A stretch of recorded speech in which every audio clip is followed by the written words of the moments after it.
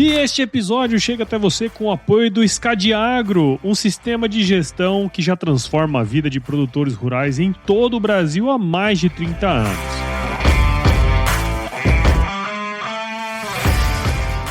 Imagine ter todas as informações financeiras, resultados das safras e obrigações fiscais com um único lançamento e em um único lugar. O Scadiagro permite que você visualize rapidamente diferentes aspectos da sua propriedade, otimizando a gestão econômica da fazenda. Com soluções adequadas a qualquer tamanho de propriedade, a Scadiagro garante um controle eficiente de todas as suas atividades, desde a entrada de pedidos ou notas de compra até a entrega dos contratos de venda, tudo de maneira 100% integrada. O compromisso da Scadiagro é com a eficácia das suas decisões e a sustentabilidade econômica do seu negócio, ajudando você a enfrentar os desafios do campo com confiança. E para se aprofundar ainda mais nesse tema, confira o podcast Gestão Rural, que é produzido em parceria com a Scadiagro, onde você encontrará conteúdos valiosos para aprimorar sua gestão no agro. Para saber mais sobre o Scadiagro e como ele pode ajudar sua propriedade, acesse www.scadiagro.com.br e descubra tudo o que essa parceria pode proporcionar para o seu sucesso no agro. Scadiagro, simplificando a gestão para o produtor rural.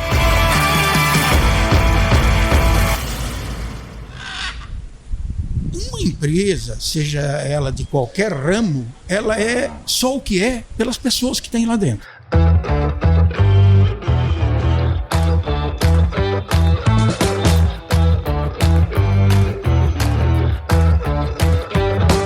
E aí, pessoa, tudo beleza?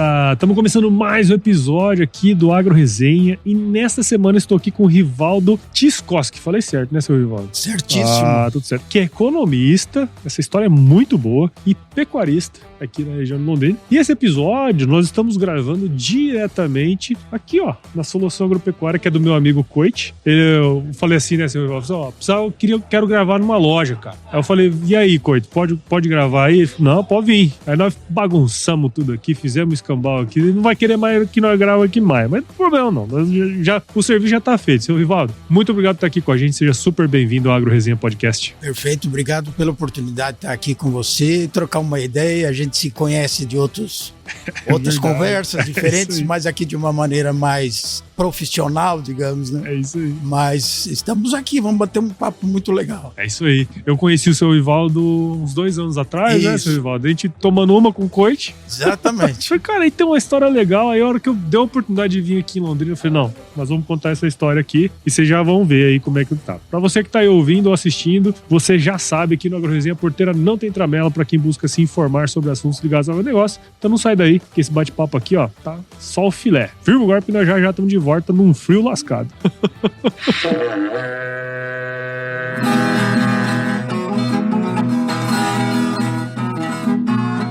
Você já deve ter ouvido a máxima de que é o olho do dono que engorda o boi, certo? Isso é verdade até certo ponto, afinal, só olhar não adianta nada sem uma boa direção. Com base em valores como honestidade, qualidade, inovação nos produtos e excelência no atendimento, a Nutripura, que desde 2002 atua no segmento pecuário, te dá essa direção, oferecendo os melhores produtos e serviços aos pecuaristas, garantindo resultados positivos não só no campo, mas principalmente no bolso. E eu digo isso não é da boca pra fora não, afinal eu trabalhei lá, cara. Eu vi com meus próprios olhos a competência técnica e o cuidado com o negócio do cliente. Siga a Nutripura no Instagram, Facebook, LinkedIn e YouTube. Entre no site www.nutripura.com.br e fique atualizado sobre o que há de mais avançado na pecuária. Nutripura, o produto certo, na hora certa.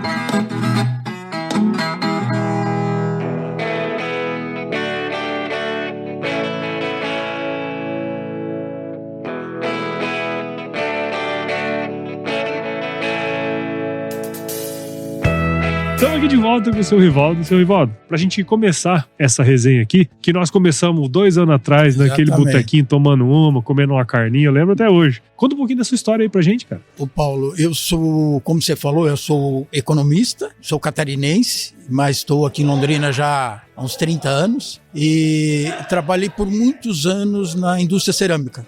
Trabalhei 30 anos na indústria cerâmica e também dentro dessa indústria num outro ramo que era a indústria química da construção civil para assentamento de cerâmica. Fazer o assentamento da cerâmica, fazer pisos monolíticos industriais. Por muito tempo eu fiquei também administrando uma indústria, uma fábrica de cerâmica aqui em Londrina. Então toda a experiência no conceito da indústria, durante mais de 40 anos eu já adquiri. E nessa empresa de química da indústria da construção civil era uma joint venture com uma empresa americana.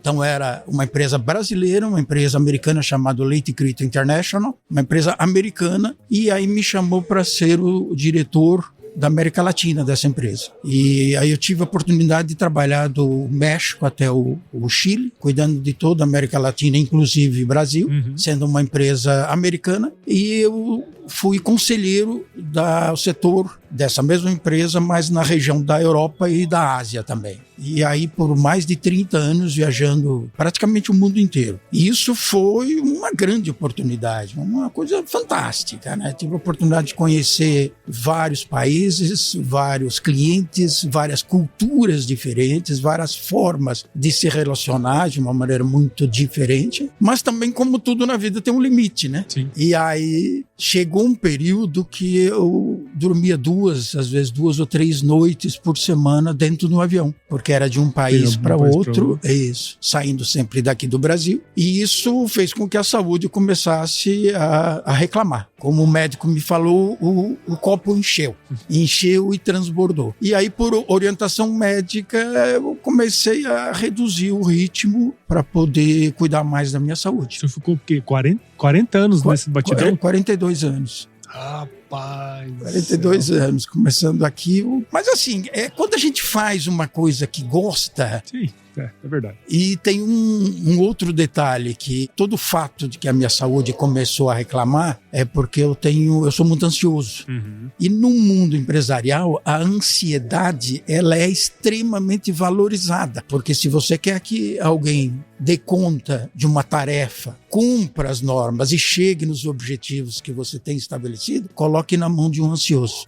Diz que quando você quer fazer alguma coisa, você coloca na mão de quem não tem tempo. Exatamente. Né? Porque o cara vai arranjar um tempo para fazer. Exatamente. E era assim, era uma empresa muito boa, uma empresa com uma visão de vanguarda muito boa, e tinha oportunidade de trabalhar no mundo inteiro. Cada vez aparecia um fator, uma oportunidade nova. Sim. Aí eu consegui fazer esse trabalho durante todos esses anos. Mas como eu te falei, a saúde começa a bater. Grita, né? E aí, nos últimos 10 anos, a família da minha esposa é do ramo da agropecuária.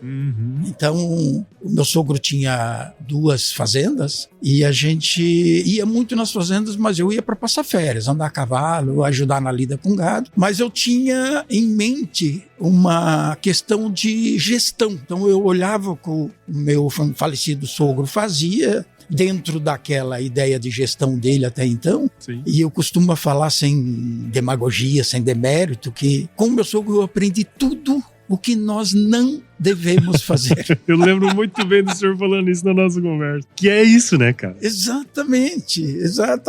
E aí, assim, o dia que eu pudesse ter uma oportunidade dessa forma como eu tenho hoje, de ter a minha própria propriedade, que eu pudesse colocar em prática toda uma série de administrações ou gestão que eu não tinha até então. E que advém de uma bagagem que o senhor teve em 42 anos trabalhando numa empresa multinacional, né? Exatamente. E aí, hoje eu posso ter a oportunidade bem clara de separar o que é o segmento do mercado chamado pecuária, né? A agro mais a pecuária em si, e como era a gestão de uma indústria. E comparar os dois e agora perceber que não é que um setor está na frente ou atrás do outro, mas são setores diferentes. Se convergem em muita coisa.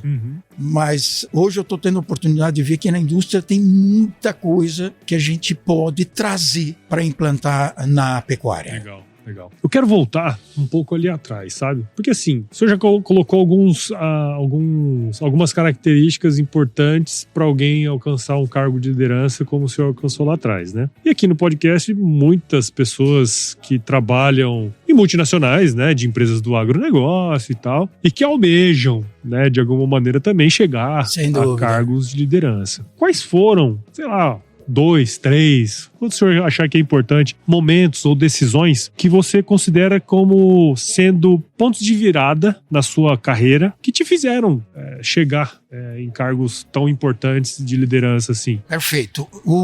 Nessa empresa, a gente tinha um programa de identificação de novos talentos. E eu pude ter a oportunidade de trabalhar com essa área de novos talentos, porque eu sempre tive uma identificação muito grande com pessoas.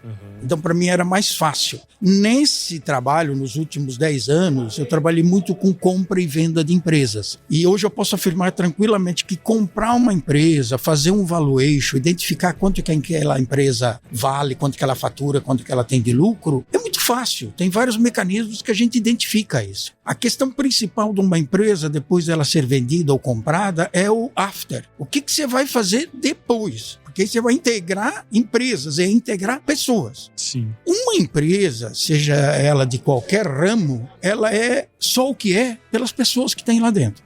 E aí a gente tinha que necessariamente identificar quais eram os melhores talentos para tocar o negócio a partir de então. E a gestão de pessoas, todo mundo fala isso, né? É uma coisa muito difícil hoje, e não é hoje. Hoje os talentos são diferentes, mas sempre foi difícil. Mas se a gente tem uma identificação com pessoas, é muito bom, é muito gostoso trabalhar com pessoas. Então a gente fazia esse programa em etapas. O primeiro de tudo é identificar talentos. Como é que vocês conseguem se diferenciar dentre os outros quando você está numa linha com várias pessoas? Você tem que ser aquilo que você é. E é muito difícil a pessoa saber como que ela é, quem que ela é. Quais são os pontos positivos que eu tenho e quais são os pontos não positivos. Identificá-los dentro do local onde eu estou.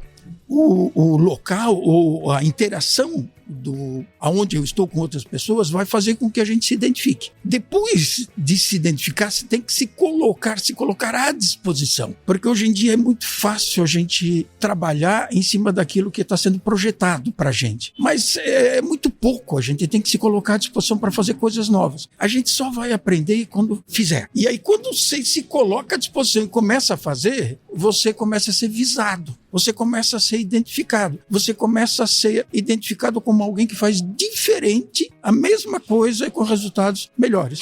Num terceiro momento, como o mercado ele é muito deficitário de líderes, as pessoas começam a pensar. E a empresa, como qualquer tipo de empresa, sempre está muito à procura desses pequenos ou novos líderes e começa a fazer investimentos. Mas como os recursos são muito escassos, eles têm que acertar no investimento. Então a pessoa se coloca à disposição para poder fazer investimento. Aí tem que se dedicar, tem que colocar muito mais tempo do que a gente tem e tem que fazer escolhas. A vida é feita de escolhas. Se a gente escolher se colocar à disposição para crescer, alguém vai identificar e vai começar a dar uma experiência e fazer um investimento na pessoa, na experiência. E por último, a partir do momento que tem isso tudo, as pessoas começam a exercer um trabalho que é muito difícil, que é a delegação. Quando você começa a ter um papel preponderante no teu negócio, você precisa delegar, porque você começa a ter o poder de fazer decisões próprias. Aí você começa a ter uma responsabilidade individual. E eu passei por todas essas experiências, e isso eu identificava cada um desses pontos e mostrava que eu podia mais, eu gostava mais, eu queria mais. E também, eu acho que o ponto fundamental, quem gosta de pessoas tem que poder identificar as coisas melhores para poder falar, mas o mundo, a gente já sabe, né? Tem uma boca e dois ouvidos, né? Então você tem que ouvir, você tem que participar. Esse bate-papo que nós estamos fazendo aqui é um tipo de coisa que as pessoas têm que procurar ouvir, compartilhar aquilo que tem, mas ouvir. É isso aí. Sempre tem muitas pessoas que gostam de ajudar a gente. Sim, sem dúvida, sem dúvida. E eu acho que essa questão que o senhor comentou é muito interessante, porque assim, existe aquela máxima, né? Sempre tem alguém vendo o que você está fazendo. Exatamente. Sempre. Exatamente. E é verdade, porque se colocar à disposição, fazer uma entrega diferente, fazer a mais, né? Você me pediu X, eu fiz X, Y, Z, e aquela coisa de você surpreender, né? Exatamente. E vamos dizer assim, não precisa ser um negócio escrachado, né? É fazer aquilo que é o certo. Exatamente. Que dá resultado, porque as pessoas estão mesmo enxergando. Então, e o outro eu posso compartilhar hoje. Eu tenho 2 filhos que moram e trabalham em São Paulo, e os 2 são dessa geração Z. Então, minha filha tem 25 anos, o meu filho 23. E os 2 discutem muito comigo a questão do trabalho home office. Que hoje, diferentemente da nossa época, hoje um dos pontos principais é você ter mais opção de tempo por lazer, poder fazer um home office, poder a empresa ter uma academia que possa fazer uma ginástica, enfim, tentar equilibrar um modelo de vida. Desde que isso não descambe para um lado que você comece a desagradar a tua função de trabalho. Sim. Então, a minha filha sempre diz que o principal é a entrega. Se eu entrego para a empresa, eu estou cumprindo a minha função. Se é home office ou trabalho real, pode ser. Mas isso que você acabou de falar, eu acho que somente o entregar é pouco. Exatamente. É pouco. Você tem que fazer algo mais para aprender mais, e no local onde eu trabalho, seja numa empresa de qualquer motivo, ou se inclusive eu seja um empreendedor, um proprietário, um dono, não dá mais para fazer somente aquilo que a gente acha que tem que entregar. Tem que fazer mais. E tem que ir fazendo mais, tem que ter oportunidade de aprender mais. A gente tem um conceito hoje de meio que se equilibrar, que está tudo muito bem, mas as oportunidades aparecem, se a gente tiver um pouquinho de olho aberto, a gente consegue pegar essas oportunidades. O senhor falou uma coisa muito interessante sobre pessoas, né?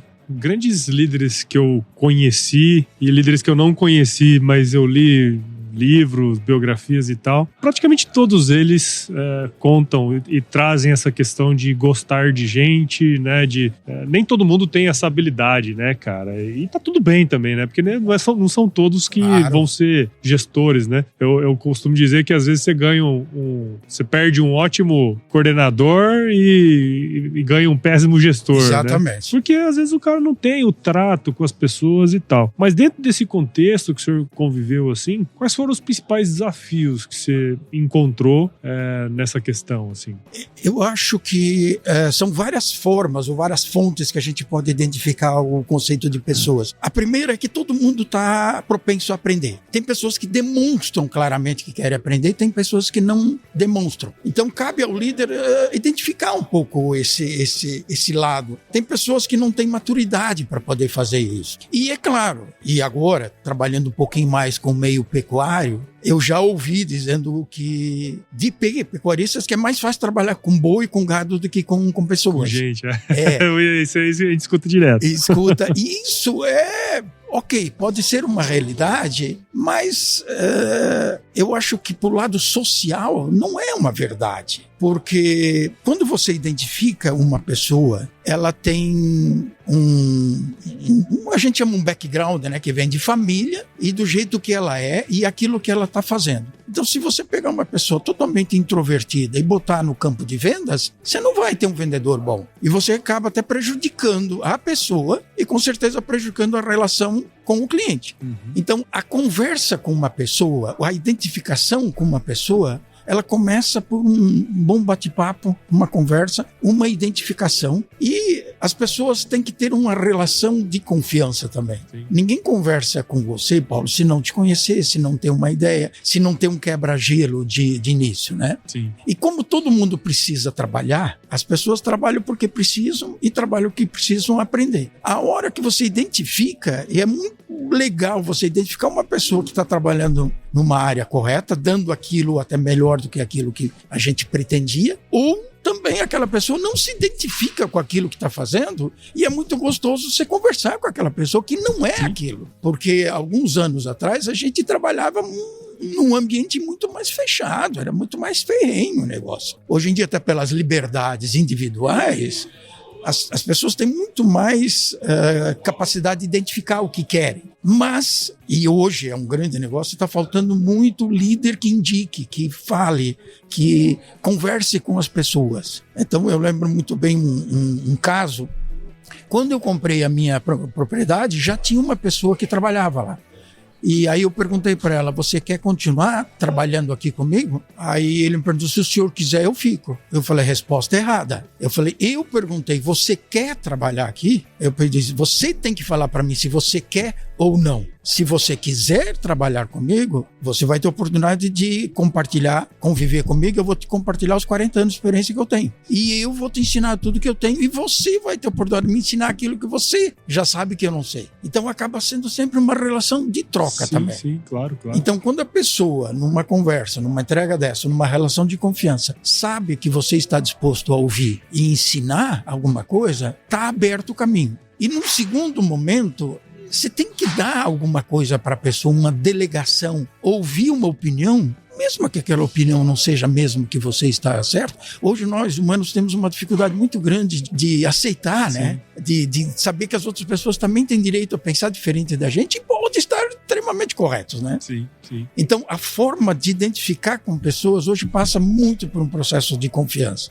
E que, infelizmente, isso está um pouquinho em desuso, sabe? Sim. De confiar, de você colocar uma confiança numa relação que você tem que identificar conversando. Seja aqui numa conversa dessa, seja numa conversa de trabalho, seja num treinamento de uma pessoa, seja num bate-papo de um boteco, você percebe como é que as pessoas estão, né? Sim, sem dúvida.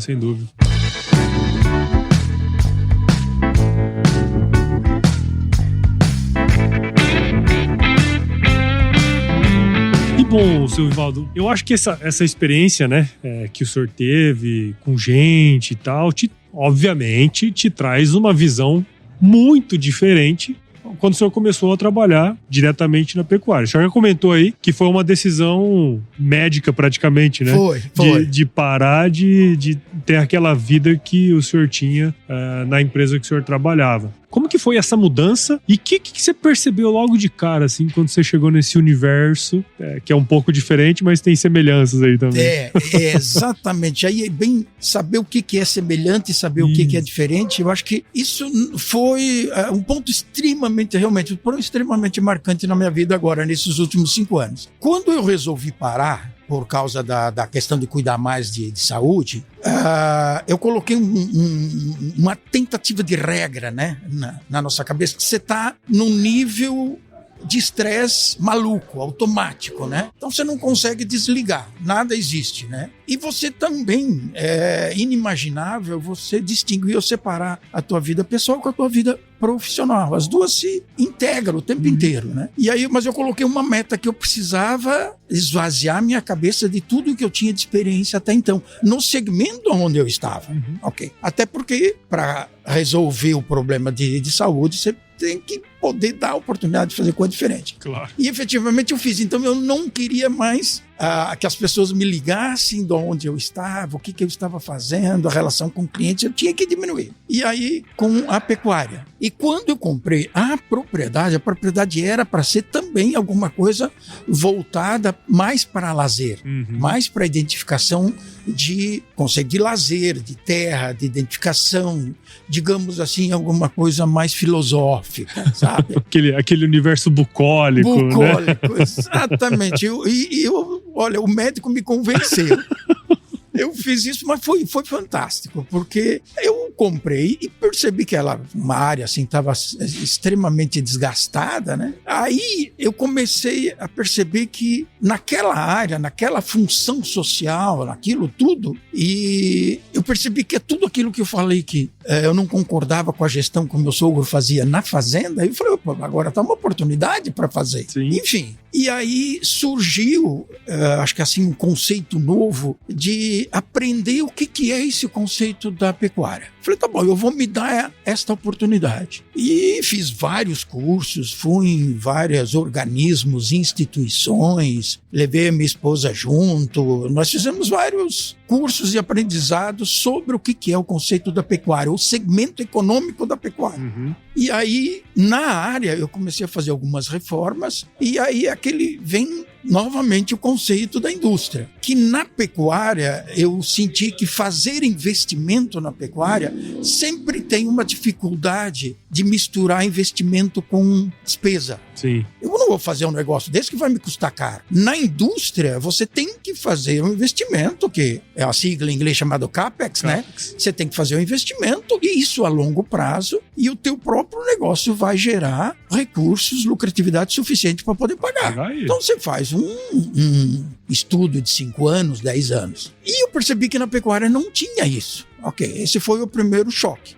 Aí, se eu fizer algum investimento de reforma na propriedade, eu não vou fazer com uma visão de 1 ano, 6 meses. Eu quero fazer uma coisa bem feita. E aí, até para fazer esse tipo de coisa e ter certeza, eu procurei ajuda de pessoas que são da área. Claro. E uma das pessoas foi o Coit, que está aqui, dono dessa loja aqui, que é um empreendedor fantástico, que eu trabalho com ele até hoje, ele cuida de toda a parte da dieta. E aí eu conheci um agrônomo que fez toda a parte de recuperação da pastagem, nós fizemos silvio pastoril. Eu conheci o médico veterinário Coit, que fez toda a parte zootécnica, né, da questão do conceito do projeto. Conheci um formando do curso de zootecnia que trabalhava na empresinha técnica do curso, né, chamado Catec Z, aqui em Londrina.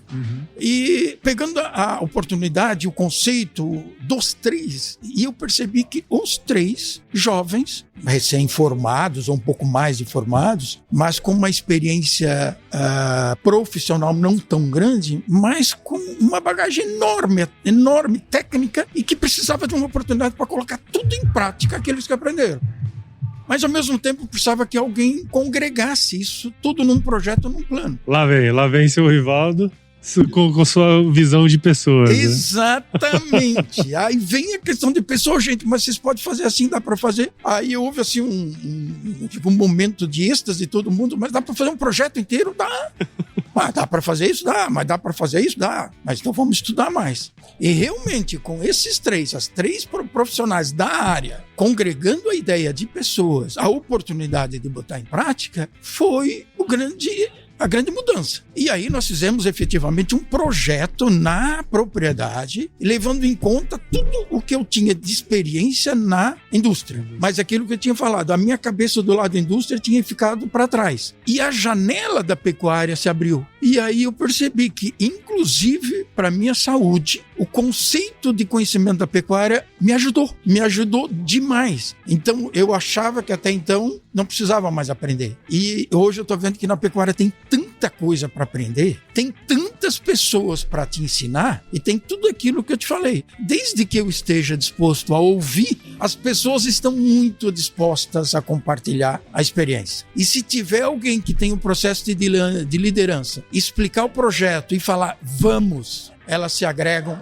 e vão em conjunto. Sim. Foi isso que aconteceu com os 3 profissionais, e também vem novamente alguma experiência. Nós vamos fazer um projeto, ele é único, não são 10, não são 3, é um só. A gente foca nesse, faz a primeira etapa, faz a análise, faz a crítica. Se isso deu certo, passa para o segundo projeto, e assim sucessivamente. Então, foco. E a propriedade se voltou no foco de pecuária. Então não é mais nada além disso. É só isso? É só isso. E aí identifica-se o foco, faz-se o projeto e começa a se botar em prática, você percebe que o mar de oportunidades, primeiro, a maioria te vende um conceito de problema. Sim. E realmente a pecuária tem muitos problemas.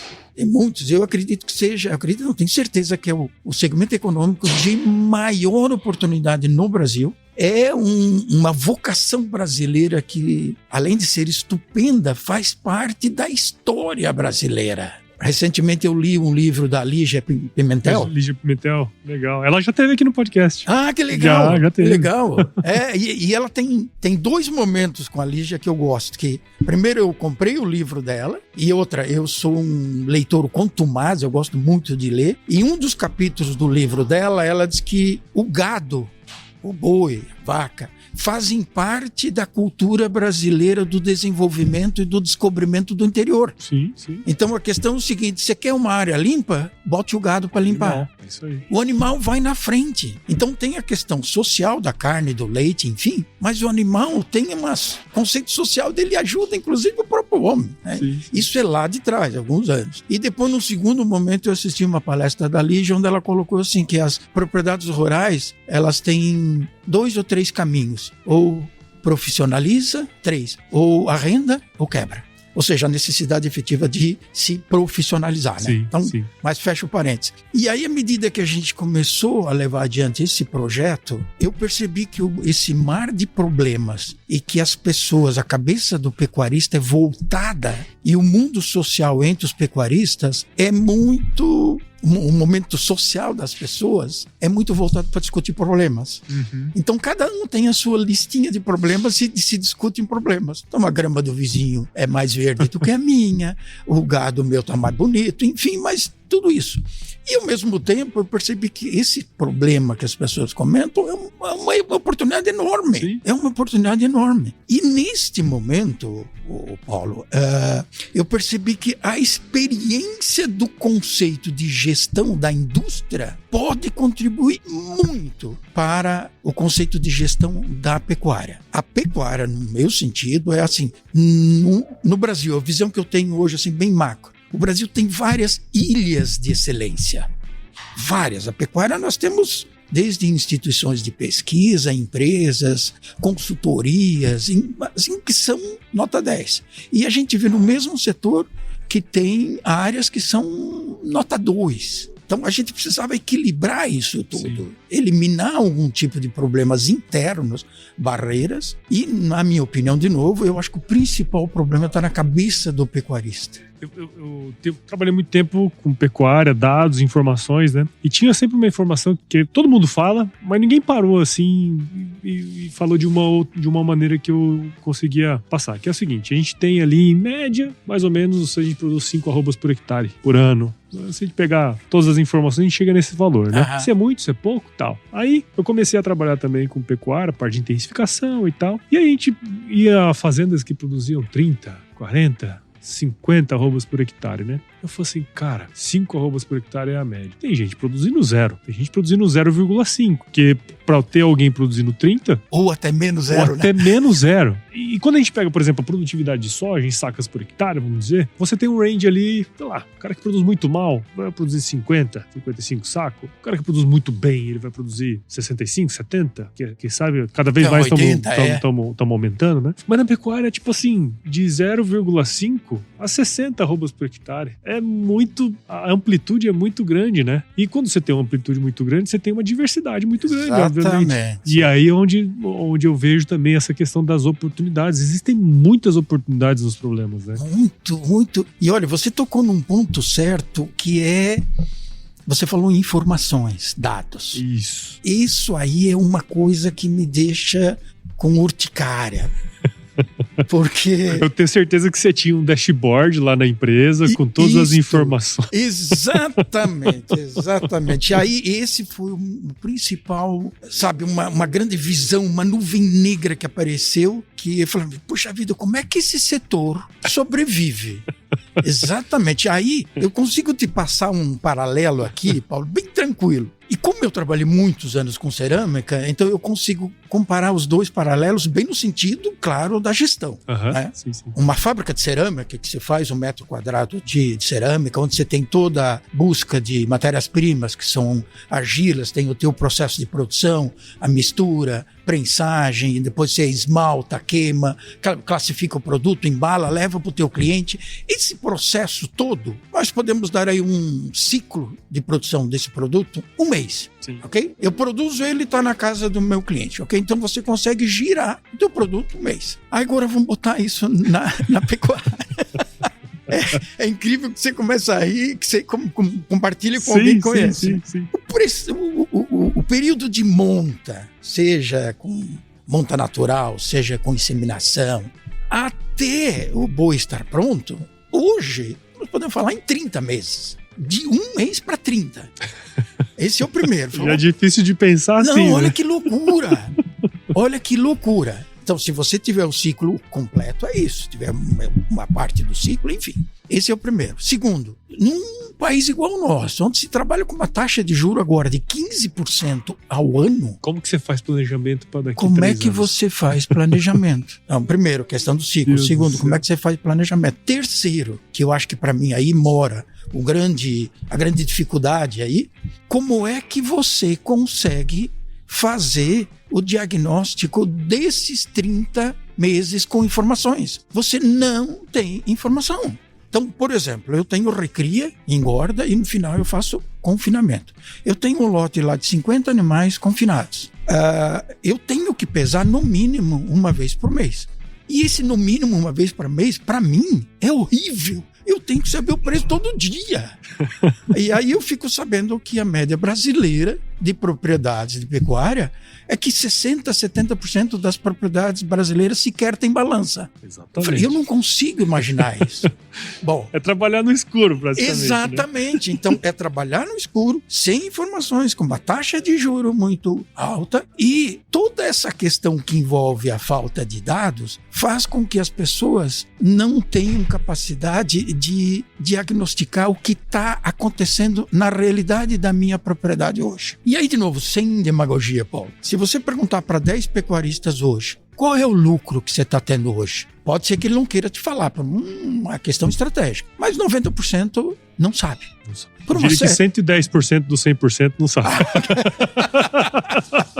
Tá bom, pode ser até que você tenha uma experiência maior, né? Mas por ser, inclusive, com a experiência de gestão e por ser economista, eu não consigo trabalhar sem números na mão, sem dados na mão, sem fazer uma projeção na frente. Então, hoje, essa gestão, eu diria que essa fase de aprendizado que eu fiz com todos esses companheiros, esses profissionais jovens, inclusive, que me ajudaram, hoje tem uma propriedade boa, com um investimento feito com coisas que têm uma durabilidade aí de 40, 50 anos, quando eu não preciso mais me preocupar com isso. Com o treinamento das pessoas que conseguem fazer, me deu tempo já para pensar numa questão estratégica de novo. E aí, sem querer me envolver de novo naquela bola de louco, mas é assim, como que eu posso fazer, como que eu posso ajudar o setor e ajudar a mim mesmo, né, como gestão, como é que eu posso fazer com que eu tenha informações diárias num dashboard desse? Não precisa ser por hora, mas por dia tá bom. Por dia tá ótimo. E aí, você me dá a oportunidade, Paulo, de novamente fazer uma comparação. Na hora, esse que é o bom. Isso. No processo de produção da cerâmica, a gente dividia a fábrica em 4 setores. Então, tem o setor da preparação, o setor da prensagem, esmaltação e queima, ok? Cada um desses setores tinha o seu modelo de trabalho e a sua meta. Eu entregava o produto para o setor seguinte se cumprisse aquele tipo de meta. E assim sucessivamente, até o final. E como é um processo contínuo, trabalha 24 horas por dia, 365 dias por ano. Não para nunca. E se parar, o prejuízo é muito grande. Então não pode parar. Então cada setor da empresa tinha um display, tem, né, um display em cima, e a gente identificava os principais problemas. Então quando dava um problema, porque tem uma meta assim, de novo, fazendo parênteses. Quando você faz 1 metro quadrado, você produz 1 metro quadrado de cerâmica, você vende ele por 10, que tem uma classificação extra. E seu produto já vai vender. Aquele mesmo produto pode ter algum pequeno problema e a classificação dele passa a ser comercial. E ele é vendido 25% menos. Nossa. Mas o custo é igual. Então o que você tem que fazer? Trabalhar enormemente para você ter uma classificação próxima de 100%. E a gente dividia os principais problemas que aquele produto poderia ter para não chegar aos 100% e dava a cada problema um dono. E quando não estava dando 100% do produto, a gente no display apertava o que estava dando problema. E o mecânico e o operador saíam correndo atrás para resolver o problema. E imediatamente. Ok, isso era assim. E a gente fazia com que as pessoas tinham uma meta. À medida que chegasse próximo da meta, ou mais do que a meta, aquilo que eu falei de entregar mais, os funcionários recebiam um prêmio. Então era uma conduta dupla o tempo inteiro e a gente tinha sucesso absoluto. As pessoas eram muito comprometidas. Perfeito? Claro. Isso é o problema na hora. Agora, se eu pego um boi, que ele está lá comendo o dia inteiro, comendo, bebendo, tomando água, e eu não sei quanto que ele está engordando. Como é que eu vou saber se atende o problema? Então, se eu peso uma vez por mês, eu comparo com o último mês, eu tenho um intervalo de 30 dias. Se ele não engordou nada naquele dia, eu perdi 30 dias. E aqueles 30 dias eu não recupero. Então, essas informações, ou essa geração de informações, essa captação de dados, que possa vir para um dashboard, que te dá a oportunidade de fazer uma análise real time, ali no momento, isso é o que eu posso afirmar que é a bola da vez para que a gente tenha um processo assim de triplicar muito mais a produção de carne no Brasil. Mas eu acredito que mais do que isso é dar essas informações, dar oportunidade ao dono da propriedade saber quanto que ele está de lucro. Sim. Outro dia eu fui participar de um seminário onde o foco do seminário era pegada de carbono. Está muito na moda agora, sustentabilidade. E aí eu assisti várias palestras, vários técnicos. Então, a pecuária brasileira tem um componente chamado metano que ajuda no conceito de gás efeito estufa, então tem que fazer isso, fiz obrigações disso, obrigações daquilo. No final eu parei para pensar, eu fiz uma pergunta para mim mesmo. Falei, gente, isto são obrigações do dono, do proprietário de uma fazenda? Falei, não, a obrigação do proprietário é ter lucro, é dar lucro ao capital que ele está colocando, ao trabalho que ele está colocando, a tudo que ele está fazendo lá dentro. Toda pegada de carbono, todas outras obrigações fazem parte do contexto, mas não vamos inverter as coisas, não. E é interessante o senhor falar isso, porque quando você aplica os conceitos da pecuária, né, intensiva e de alguma maneira você faz isso. Exatamente. Então, quer dizer, se eu faço o que a ciência preconiza, que os técnicos falam para o senhor fazer lá, aquilo melhora o meu pasto, melhora os meus animais, eu mato um animal mais cedo, né? Eu tenho uma eficiência melhor ali, eu tô fazendo tudo que essa turma pede e botando dinheiro no bolso, né, Vale? Que é o grande objetivo. Eu concordo 100%, porque ninguém pensa no verde enquanto tá no vermelho, né? Não tem essa, né, cara? Claro. E aí, eu acho assim que todos esses conceitos, o Brasil tem tanta técnica, tanta, por isso que eu falo assim, ilhas de excelência muito grande. Mas eu tenho certeza disso porque eu tenho essa vivência hoje. Então, por exemplo, eu recebo muita gente lá na propriedade querendo vender coisas para mim. Ok. Se eu tenho claro qual é o objetivo do meu negócio para atingir o meu lucro e aquele tipo de visita não vai contribuir, eu nem recebo, porque não faz parte, eu não vou perder tempo. Sim. Então, a grande maioria dos conceitos que a gente tem, que são informações voltadas para o mercado da pecuária, eu quero fazer isso, eu quero fazer isso, eu quero fazer isso, eu quero fazer aquilo. Ok, todo mundo quer fazer com que o pecuarista compre alguma coisa que ele tem, ou para vender, ou para compartilhar. O problema é que o pecuarista não sabe o que ele quer. Se aquilo faz parte do conceito que ele quer. Então a gente pode e deve fazer, e isso é inclusive um desafio que eu participo de um grupo de trabalho que nós estamos desenvolvendo isso, inclusive. Legal. A gente poder ter captação de informações online, real time. O Brasil tem tecnologia digital para isso, tem tecnologia disponível, mas às vezes que a gente faça isso de uma maneira integrada, porque também não adianta eu fazer um negócio que me diga isto. Não, esta informação, elas têm que estar integrada com isto, que com as duas juntas, ou com 3 ou 4, eu consiga fazer uma análise. Vou te dar um exemplo. O Brasil hoje tem pelo menos aí uns 300 empresas vendendo software de gestão da pecuária. E são software muito bons. O Brasil é um país que tem tecnologia de software muito boa. E pouca gente usa, né? E tem muitas empresas boas. Aí que tá, exatamente. Eu posso dizer por mim, eu tenho um software lá que me dá 500 informações. Desde que eu digite, desde que eu entre com as informações, desde que eu seja treinado para fazer aquilo, desde que eu tenha tempo para poder fazer aquilo, e daquelas 500 informações eu vou usar 5. Que são as mais importantes para o seu negócio. Isso. Então, para que aquelas outras? Eu só preciso daquelas 5, então vamos focar naquelas 5. Então, é nesse desafio, nesse processo que nós estamos trabalhando hoje. Gerar tecnologia digital para efetivamente mostrar para o pecuarista no que ele tem para fazer para garantir e preservar o patrimônio e ter lucro. Porque com juro desse de 15%, se você não tomar cuidado, hoje é imperativo. E a gente sabe, eu vejo vizinhos meus que estão numa dificuldade econômica e financeira muito grande, muito grande. E acabam saindo da atividade porque não tiveram oportunidade de poder ter uma educação financeira para esse tipo de coisa, não tiveram acesso ou se deixaram levar para uma série de coisas, enfim. E a maioria quebra nos momentos bons, né? O momento bom, aí tem dinheiro para dar com o pau e esquece que tudo é ciclo no nosso setor, né? E aí no momento bom ele faz investimento que não deveria, que não vai atingir os objetivos que ele tanto almeja, que ele não sabe também, né? Que você comentou. E óbvio que ele vai quebrar, de fato, 2-3 anos para frente, né? Mas normalmente são nos anos bons, né? E agora, Paulo, você tocou num outro ponto extremamente importante. Eu estou na pecuária há 5 anos. É um tempo curtíssimo. Foi ontem. Foi ontem, exatamente. E aqui mesmo no COIT, eu acho que um mês atrás, eu assisti uma palestra de um veterinário chamado Gustavo. Ele é especialista em embriões, ele é especialista em... o tema da palestra dele foi bezerro, mercado de bezerro. E aí ele faz inseminação, ele tem uma empresa que dá curso e tudo mais, ele é muito bom. Ele teve uma palestra aqui nos assuntos, assim, foi de uma maneira fantástica. A primeira vez nesses 5 anos que eu vi alguém que teve uma capacidade de mostrar isso muito claro. Ele pegou os últimos 20 anos e mostrou o ciclo pecuário bem claro.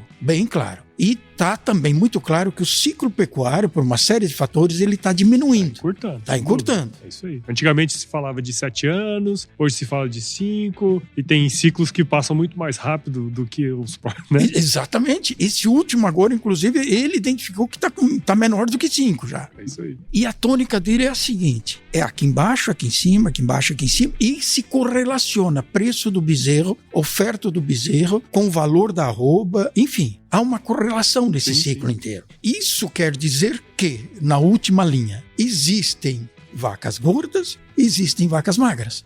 Você não pode trabalhar nem com pico e nem com vale. Você tem que trabalhar com alguma coisa que te dê uma rentabilidade média no período. Então, quando você está tendo a vaca gorda lá em cima, guarde, faça depósito normal de valor, recursos, porque você vai precisar ali na frente para manutenção do teu negócio. Então, o que faz? Quando o dinheiro está alto, eu saio comprando, eu saio fazendo isso lá embaixo. Todd Ram, escala. Exatamente. A Todd Ram podia patrocinar esse episódio. Pode, não é verdade? Aí, convida a Todd Ram para fazer um negócio desse aqui. Eu gosto muito da Todd Ram também para fazer isso. Mas então, é bem isso. Se ele tem a capacidade de entender que o ciclo da pecuária é assim e ao longo dos anos, ele trabalha com esse conceito. Tem que ter reserva de valor. Então, reserva de valor para fazer a manutenção da sua propriedade, a manutenção e o crescimento daquilo que você quer. E pelo modelo atual de gestão hoje, não dá para fazer isso. Se a gente não consegue ter as condições normais hoje de gestão, um dashboard na mão que consiga ter esse dado, eu volto a falar, isso me dá uma agonia enorme. Eu peso uma vez a cada 30 dias, isso me dá uma agonia. E aí vem algumas questões de, claro, a questão de logística, a questão prática, você trazer todo o teu gado pro curral, aí ele deixa de comer, ele pode acontecer alguma coisa com o gado, você tem que ter uma gestão do peão para poder fazer isso tudo, mas isto é a realidade, todo mundo senta em cima dessa realidade e diz que isso é o problema e não pode. Eu acho que pode, eu acho que dá para mudar, eu acho que dá para fazer isso. E a gente está experimentando, quem sabe num próximo episódio, numa próxima conversa, eu já posso te passar até algumas coisas que a gente já está desenvolvendo para isso. E quantas vezes já te chamaram de doido já, seu Rivaldo? Olha... Porque se chamar de doido é porque tá no caminho certo, né? Normalmente é assim. Eu fiz assim, o primeiro, talvez o primeiro item, o primeiro dia que me chamaram de doido foi... Quando... então já foi mais de uma vez. Porque não, foi o primeiro dia. Foi mais de uma vez. Eu acho que pelo menos 3 vezes direto, assim, lá dentro, em casa.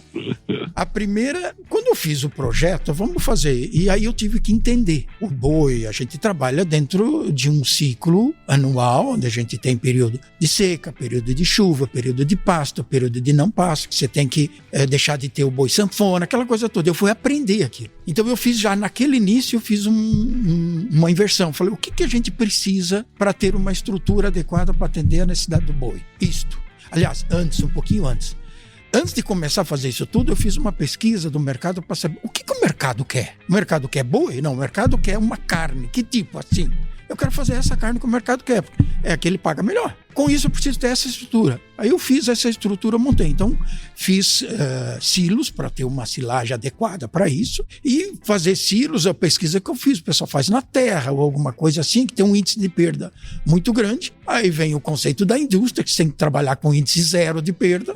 Eu fiz todo o conceito de concreto armado e para isso precisava entrar caminhão de concreto. E aí 3 vizinhos pediram para entrar lá em casa para saber o que esse homem está fazendo que está entrando caminhão de concreto. Esse homem está louco? Primeira coisa, eu falei, não, venham.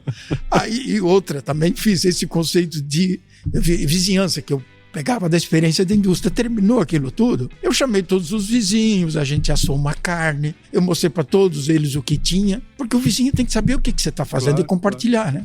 Então já me chamaram de louco nessa. Depois que a gente colocava, eu tenho uma área pequena e eu trabalho com esse conceito de intensividade ao máximo, daquilo que você falou ao máximo. Produtividade ao máximo, ou seja, tirar o máximo possível da terra e não aumentar a terra, deixar um capital enorme envolvido em terra.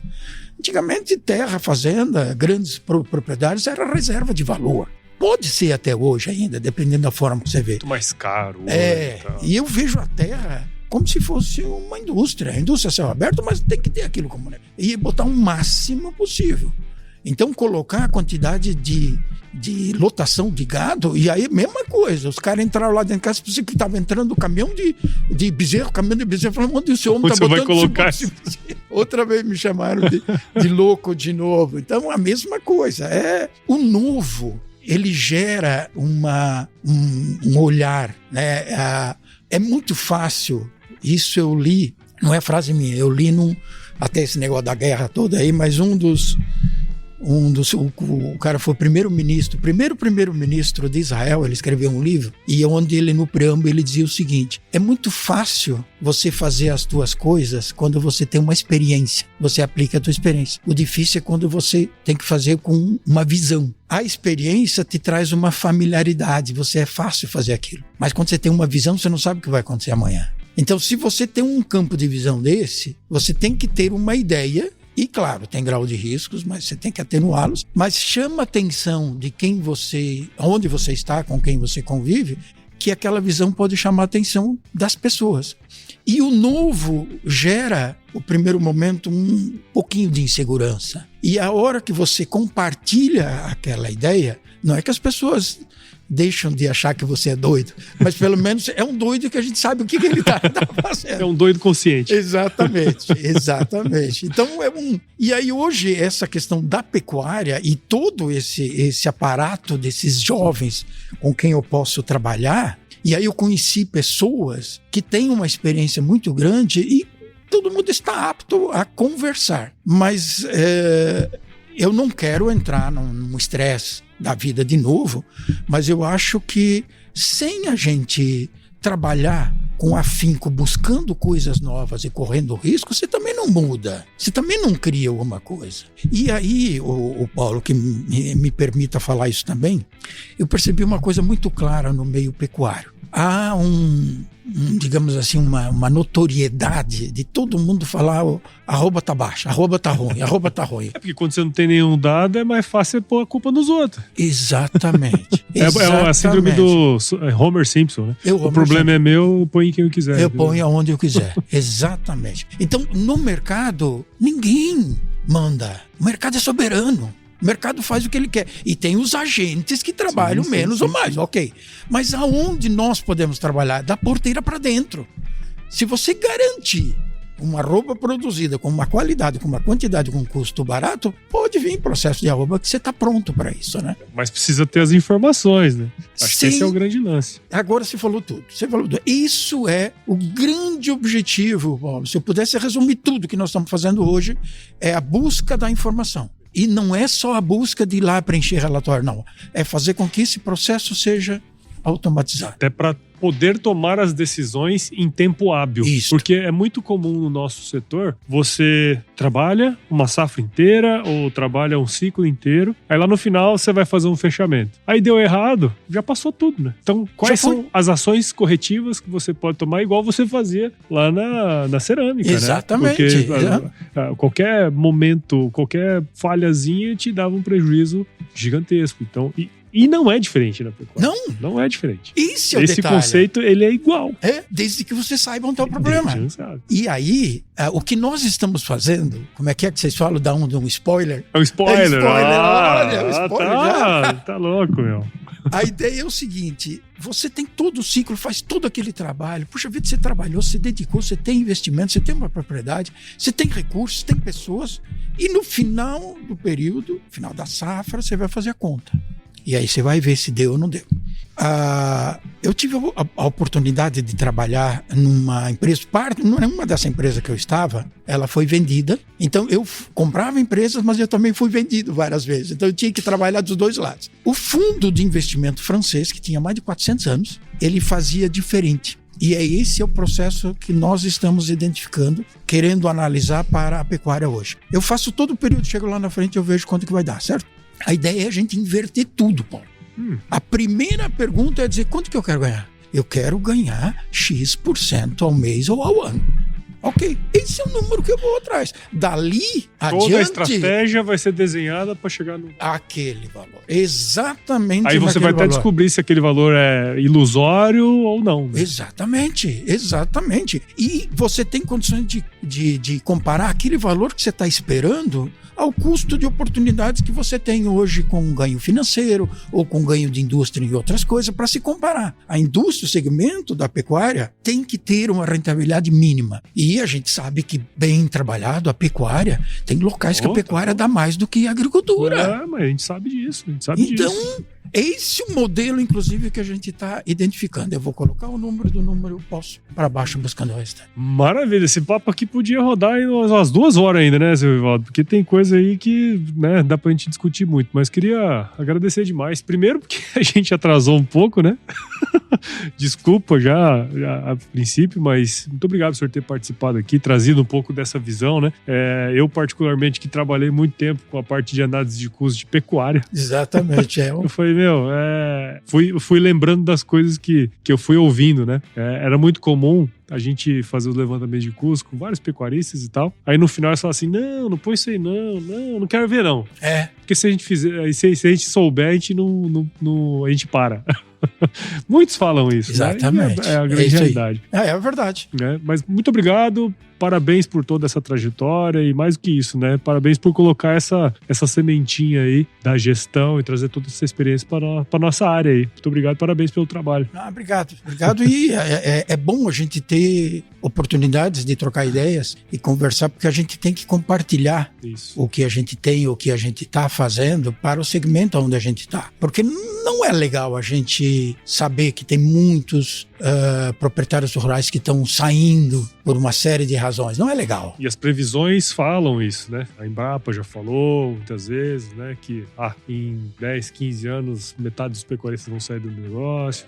Isso é péssimo, né? Péssimo. Pro negócio, pro setor é muito ruim. É muito ruim. E quem sabe a gente possa ajudar. Vai ajudar. Muito bom. E para quem tá escutando a gente ou assistindo aqui, como que a gente pode acompanhar o seu trabalho? Não sei, liga pro Coit, né? Liga pro Coit. Não, exatamente. A gente não tem feito um trabalho voltado para isso ainda. A gente acredita que um Instagram ou coisa desse tipo, a gente tem que trabalhar também com um pouco de calma nisso para não poder gerar uma expectativa e depois não cumprir. Mas o contato ou alguma coisa para trocar informações, aqui com o Coit a gente trabalha bem junto. Fechado, muito bom. Agora, pra gente finalizar, eu tenho um quebra-gelo, umas perguntinhas do nosso glorioso quiz. Vamos nessa? Vamos! Quiz! Não tem pegadinha, eu prometo. Vou te fazer umas perguntas e você responde a primeira coisa que vier à cabeça. Tá bom. Beleza? Seu Rivaldo, qual que é a sua música antiga predileta? Bee Gees. Bee Gees é bom demais. Bee Gees é muito bom. E qual foi... O senhor visitou inúmeros lugares do mundo inteiro. Qual foi o lugar mais legal que você já visitou? Assim, são 2 locais diferentes. O local melhor que eu viajei, que eu visitei, que a gente tinha fábrica lá é Costa Rica. Costa Rica na América Central. E um país totalmente diferente de tudo. E que eu sugiro para qualquer pessoa, se um dia quer viajar para algum lugar, que vá para a Índia. Índia. Já ouvi falar muito. Muito bom. E na cozinha, qual que é a sua especialidade? Eu adoro fazer churrasco. Churrasco é bom. Eu adoro fazer churrasco. Bom pecuarista que se preze, gosta de um ponto menos. Gosto. E também, gosto de fazer churrasco, mas não gosto de fazer desde que não tenha 2, 3 companheiros para jogar conversa. E o senhor falou que gosta muito de ler. Indica algum livro aí que de alguma maneira impactou sua vida e que você pode compartilhar com a gente? Olha, um livro que eu li recentemente e que vale muito a pena, principalmente nessa questão de tecnologia, de geração, de startup, é um livro que conta a história de por que mais de 50% das startups do mundo estão em Israel. É o Startup Nation? Startup Nation, exatamente. É muito bom. Eu li esse livro 2 vezes, até marcando uma série de coisas, porque ele é inspirador. É todo um contexto, né, do local, da região, contexto histórico, que para chegar ali tinha que... Né? É muito difícil. Não, é muito difícil, exatamente. E como que chega, por que chega, e principalmente nós brasileiros, ou não brasileiros, nós latinos, a gente dá uma importância muito grande ao problema e para. Uhum. Ali não teve... Não. Toda hora arguindo, perguntando, independentemente de quem tá do outro lado. Né? Exatamente. Isso é muito legal. Exatamente. Esse eu indico muito para ler esse livro. Muito bom. E se você se encontrasse, isso é mais filosófico, tá. Se você se encontrasse com seu eu de 17 anos hoje, qual seria o melhor conselho que o senhor te daria? Com 17 anos. Com 17 anos. Você tá hoje, encontra com você com 17 anos. Eu devia ter aprendido mais. Devia ter dado mais oportunidade para aprender. Eu tenho um histórico, eu saí de casa muito cedo, eu saí de casa com 12 anos, eu fui estudar em colégios e estudei latim, grego, francês, inglês, uma série de coisas para poder estudar, que eu tinha outros objetivos, mas eu ainda acredito que eu não dei oportunidade de vida de ter aprendido mais. É aquela história, não dá para dizer que hoje, com a experiência de hoje, a gente volte, mas com qualquer uma coisa. É o que eu falo para os meus filhos, dê oportunidade para aprendizado. Isso aí. Muito bom, muito bom. E para você que ouviu ou está assistindo esse episódio aqui até agora que eu fiz com o seu rival, tenho certeza que você viu o valor, afinal nós estamos aqui há um tempão conversando, então você está aqui com a gente, você curtiu, então considere compartilhar esse episódio com alguém que vai se beneficiar desse conteúdo. Você tem que pagar esse frio que eu tô sentindo aqui, cara. Pelo amor de Deus. Então, considere compartilhar. A gente está em todos os agregadores de podcast, Apple Podcast, Spotify, Deezer, Amazon, em todos eles a gente tá lá. Acompanhe também os outros podcasts da casa. A gente tem um podcast muito legal aqui, que é o Baseado em Fatos Rurais, que é o primeiro podcast de storytelling do agronegócio. É mesmo? Nós temos aí. E tá no 2º episódio, estamos produzindo o 3º. Ele sai assim, de vez em quando. Parabéns. De vez em quando. Muito bom. E a gente também tem um outro projeto que é o Brasil que Produz, que é um podcast itinerante que a gente vai gravar em fazendas, em produtores rurais. Também tem os outros podcasts da Lígia Pedrini, do Lucas Ordonha, da Lígia Pedrini é o Agro em Pauta, do Lucas é o AgroTech. Então tem vários podcasts que você pode acompanhar aqui no nosso timeline. Siga as nossas redes sociais também no Instagram, Facebook, LinkedIn, YouTube. Só buscar por @agroresenha. E entre no nosso grupo do WhatsApp, nosso canal Telegram. O link está lá no nosso site, o www.agroresenha.com.br. E escreva para contato@agroresenha.com.br se você quiser mandar a sugestão de entrevistados, mandar um oi aí pra gente. A gente adora receber ois, tá certo? Seu Rivaldo, mais uma vez, muito obrigado. Eu sempre finalizo os nossos episódios aqui com uma frase de muita sabedoria. É o seguinte: se chover não precisa molhar a horta, não. Tá tudo resolvido. É muito profundo. É de uma profundura, né? De uma profundidade perfeita, mas muito real. Isso aí, muito obrigado.